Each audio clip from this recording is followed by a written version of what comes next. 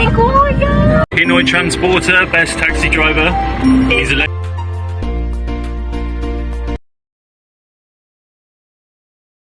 Time check, 2:30 in the morning. A blessed morning to all of you guys. Bumabalik na naman ang inyong lingkod, Pinoy Transporter. It's been a while na nawala tayo sa platform, but I think it's about time to come back again para may tuloy po natin ang ating advocacy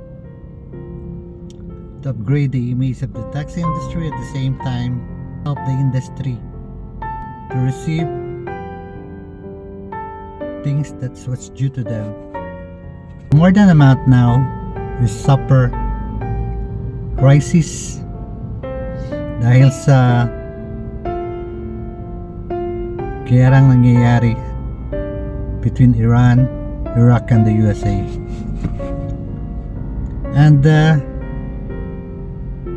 we at Transport Services was directly affected by the high price of the gasoline. I'm glad that the government is doing something about it. But ito po ang present situations namin ngayon mga taxi driver. Kami ba'y kinalimutan o nakalimutan? The government, through its agency, Department of Social Works, which is DSWD,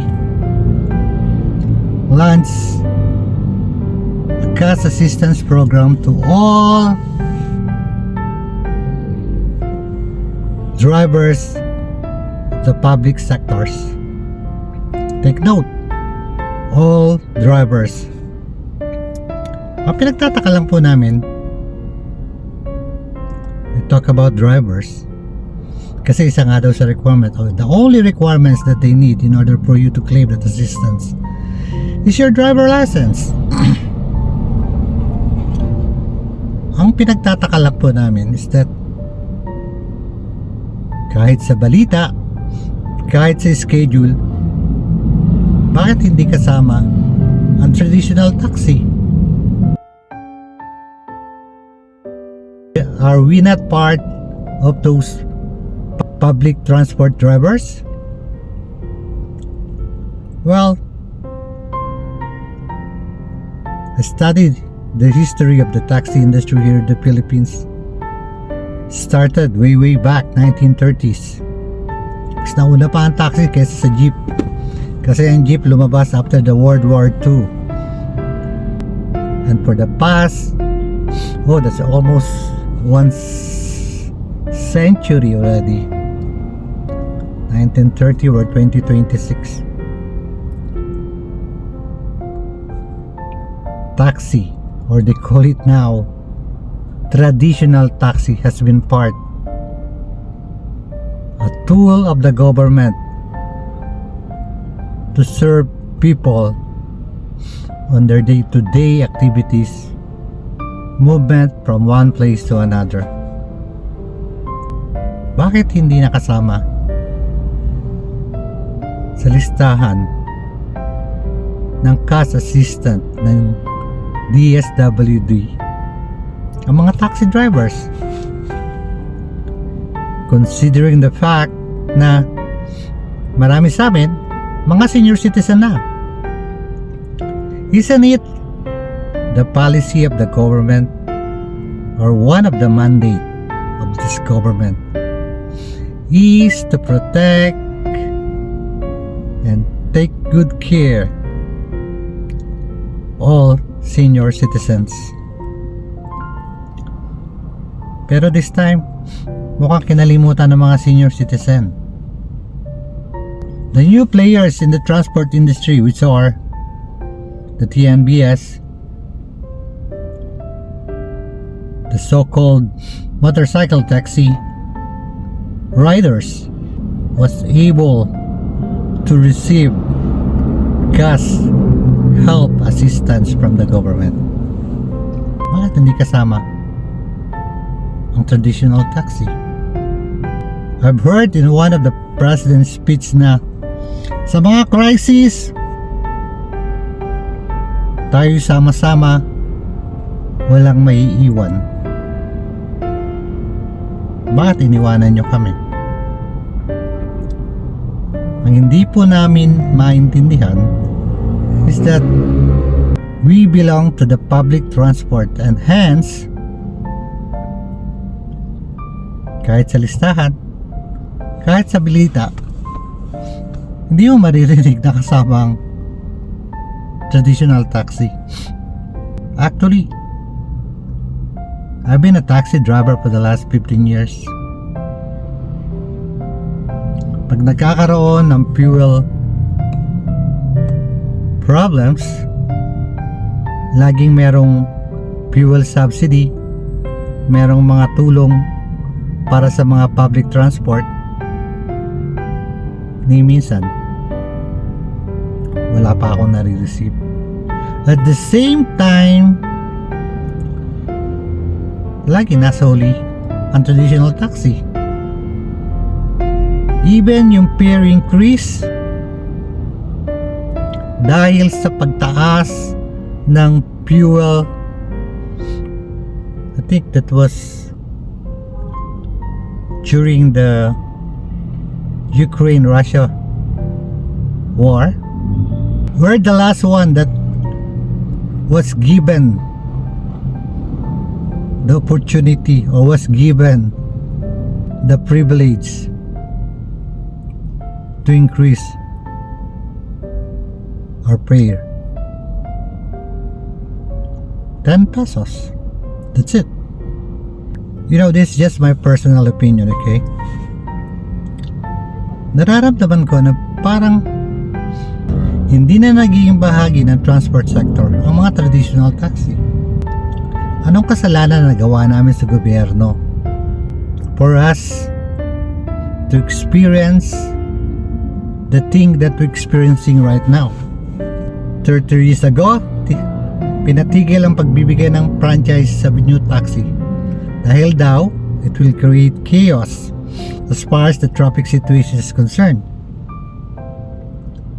Then after a while, lumabas ang airport taxi, lumabas ang TNBS, tapos yung dating tinatawag nating single when we were young, which are the motorcycle, naging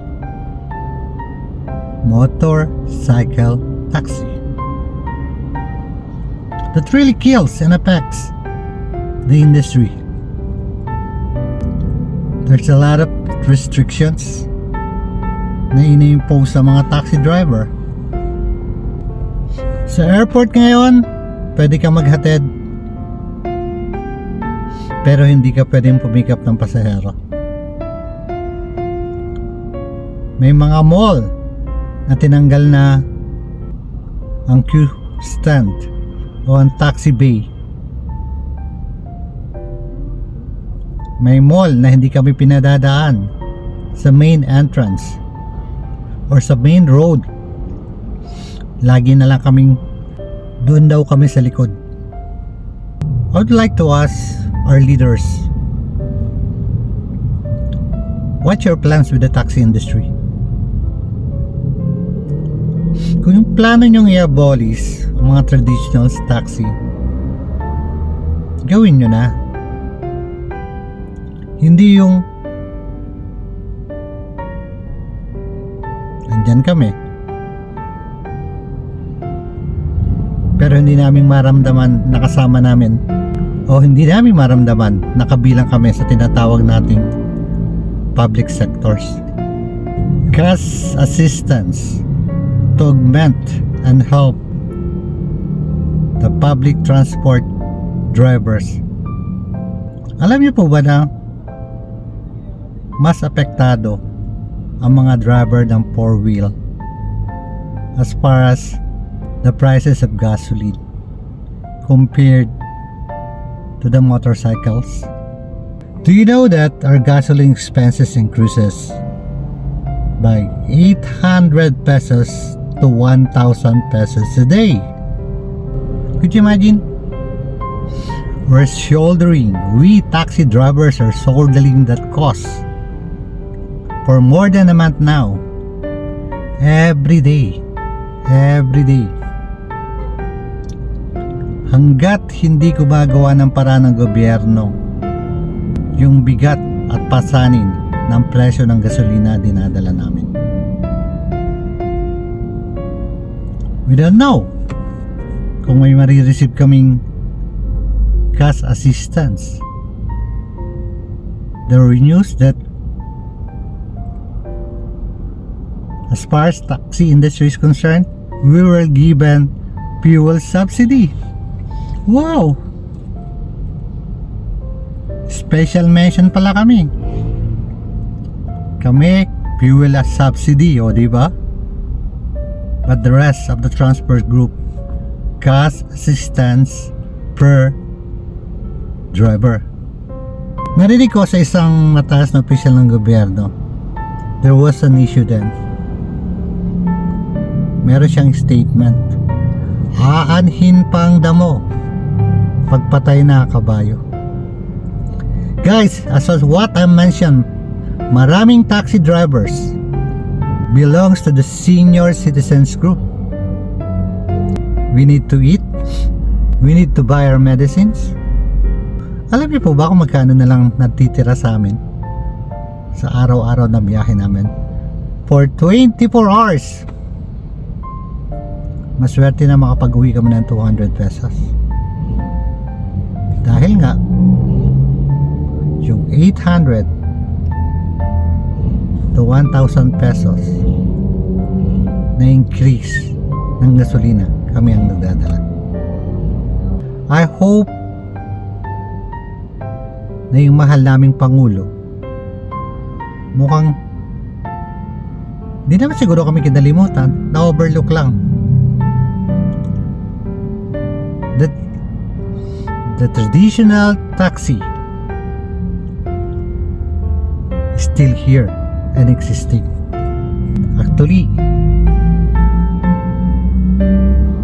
ang dapat na ginawa, sinasabi nyo priority ng gobyerno ang mga senior citizen, inuna nyong binigyan ang mga senior citizen sa lahat ng grupo ng transport. Diba yun ang ating priority? Mahal namin ang mga senior citizen, hindi namin sila pababayaan. Itinigil ang pagtaas ng pamasahe.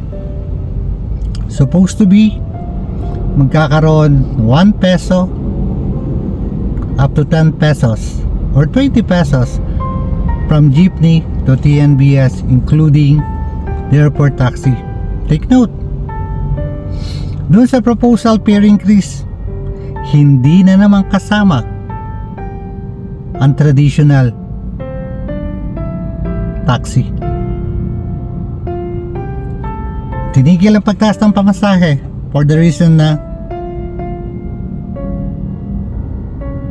kailangan mabalance ang economy. It will affect majority ng mga tao, especially the middle class and the lower class. Saan ba nakabilong ang mga taxi driver? Nakita nyo, binigay nyo na importansya ang piso hanggang 20 pesos, pero hindi nyo nakita ang 800 to 1,000 peso na sino-shoulder ng bawat taxi driver. Well, figure itself will reveal na parehas ba yun? Again, this is what I'm saying. As days goes on, ang pinatatagal natin to. Every day, we're carrying the burden. Actually, Ang dapat na lang ginawa ng government, tinanggalan na lang ng excise tax at VAT ang gasolina intended, take note, intended for public transport. At least those people who are directly affected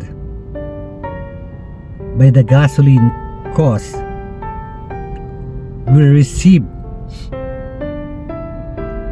the impact of the help. Ayuda, assistance. Ano nangyayari ngayon?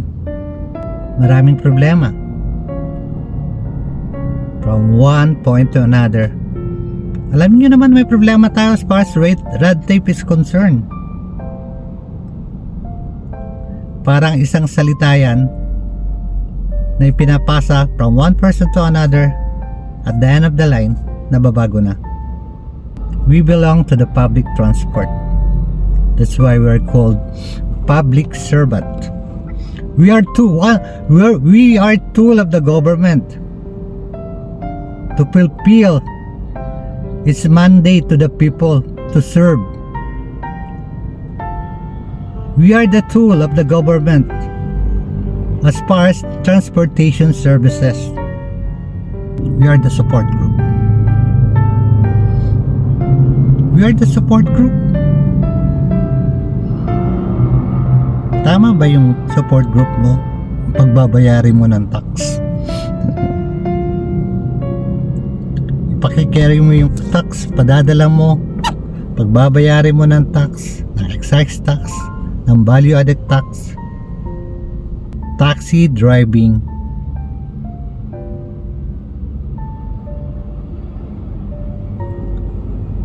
is not a natural job. Because there's no assurance that at the end of the day you'll be receiving a salary. Unlike those people who works in the company, who works in the government, guys, iba't iba ang naiisip ng mga taxi driver. Iba wala nang pakialam no matter what kung ano mangyari.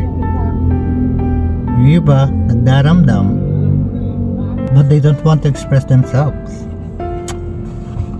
They're saying that the taxi industry don't have a voice because we're just few, 40 to 50,000. Small numbers.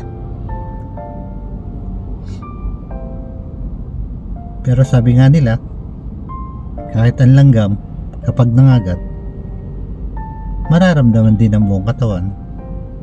Walang tumatayo,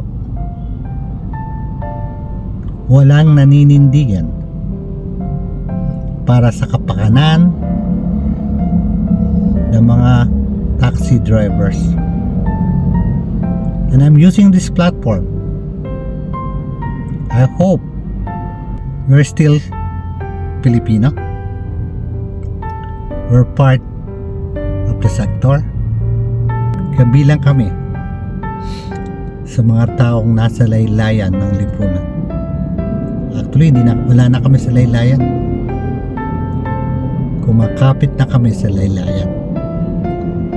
Eventually, baka isa-isa na rin kaming mahulog. Mga kapatid,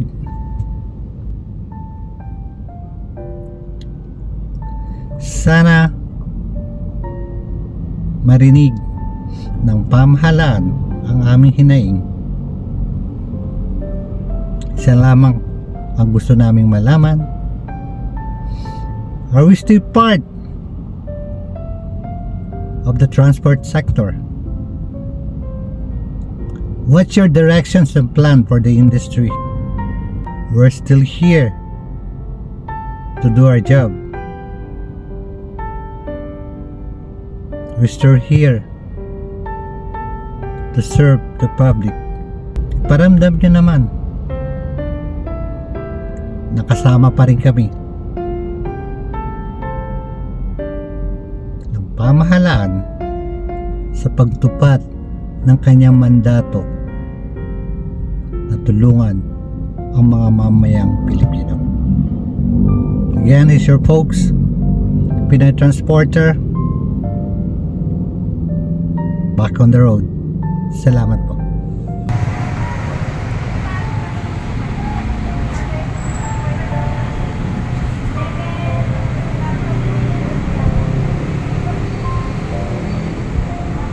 Sabi mo sa gobyerno, Ayos lang.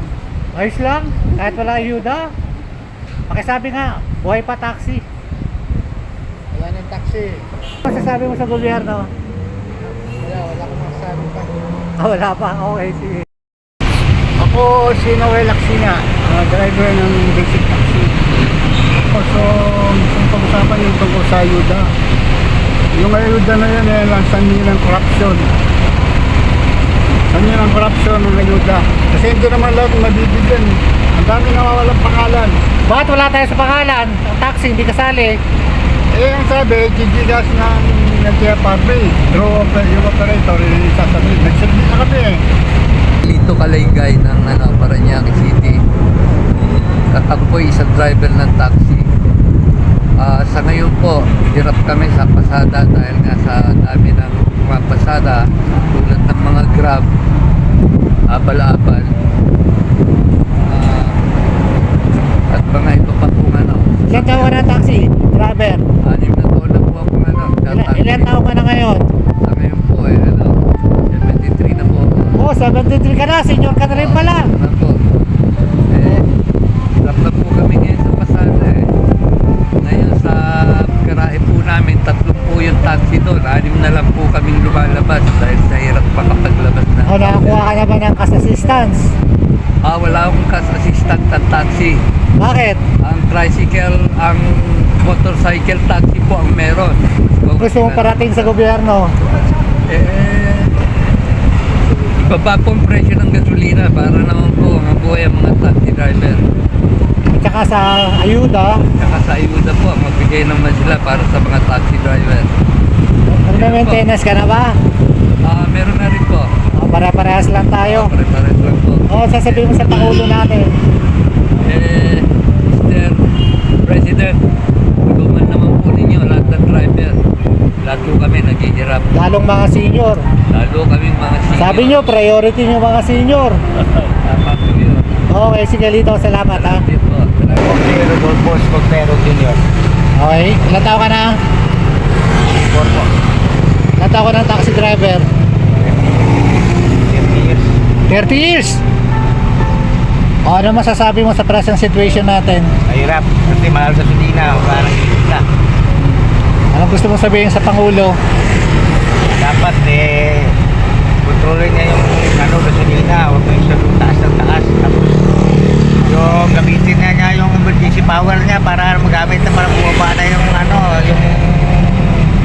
yung May cash assistance ka na ba natanggap? wala. O, anong sasabihin mo sa kanya? Ay wala, hindi ko alam kung may gaya kasi individual kami. Baka wala ako sa pangalan sa LTFRB kasi Wala pa, hindi kasama listahan ng taxi. Sabihin mo, buhay pa taxi. okay ba, buhay pa naman. Sabihin mo, buhay pa taxi, nandito pa kami. Buhay pa taxi yan, dito pa kami. O sige sir, pararating natin sa Pangulo to. Pardo Lara, Ilan taon ka na? 60, Ilan taon ka na taxi driver? mga 4 years. 4 years. Oh, ano masasabi mo sa government? Wala naman, yun lang. Maganda naman ang Yung present problema natin sa gasolina, ano sasabihin mo? Ba't wala tayong assistance? meron na yata, kaso lang hindi pa na hindi pa. Ay sabi sa government, nandito pa tayo. Oo. Sabihin mo, nandito pa mga taxi driver. Dito pa mga taxi driver, wala pang ayuda ito. Ano masasabi mo kay Pangulo Marcos? Paniwagan ka, bigyan tayo ng assistance. Nanawagan tayo sa gobyerno na bigyan tayo ng assistance. Okay, sige, salamat. Pangalan mo? Ano pangalan mo? Pakilala ka. Pakilala ka nga. Gerson, Okay. Ilan taon ka na? 76. 76. O, ano masasabi mo sa sitwasyon natin? Ha? Ano masasabi mo sa sitwasyon ng taxi driver? Hirap na. Ano sasabihin mo sa gobyerno? Dapat may ayuda na. Sabihin mo, buhay pa taxi. Buhay pa taxi. Okay, sige. So, driver, wala na. Ano na, mahina na. 76 ka lang? Okay. Sige, pararatingin natin yan kay Pangulo Marcos. Salamat.